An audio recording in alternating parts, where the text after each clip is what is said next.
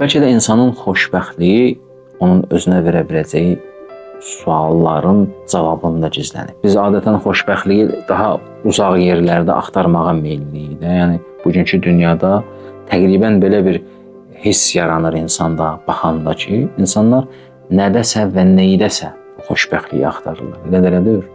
Bu olsa xoşbəxt olaram. Bundan datsam xoşbəxt olacam. Bununla yaşasam xoşbəxt olacam. Bu miniyle gəzsəm xoşbəxt olacam. Yəni bu adətən ətrafımızda olanlarla xoşbəxtliyi aramaq. Bəzən də çox uzaqlara gedir. Bəlkə də əsasən xoşbəxtliyin həqiqəti hardadır? Bizim özümüzə verdiyimiz sualların cavabındadır. Ki, kiməm mən ümumiyyətlə? Nə üçün yaradılmışam? Niyə buradayam? Mən niyə belə yaşayıram? Niyə bu xüsusiyyətlərlə, bu vərdişlərlə, bu düşüncələrlə yaşayıram? Niyə məsələn işlərim alınır və ya alınmır? Yoxsa ki, 12 planetə necə çata bilərəm?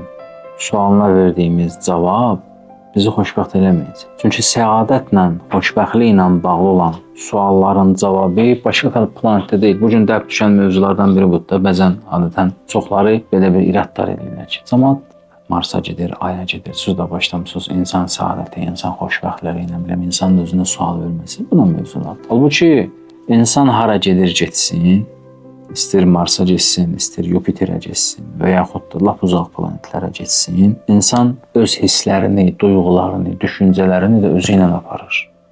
Onları biz burada qoyub gedə bilmərik. Xoşbəxtlik əslində bir hissdir və duyğudur ki, insan onu yaşayır. Və bu xoşbəxtlik hissi məndən kənar olan bir şey deyil ki, mən onu kəsim, atım, qoyam bura və gedəm. Hisslərimiz bizim düşüncələrimizi də yaradır bəzən.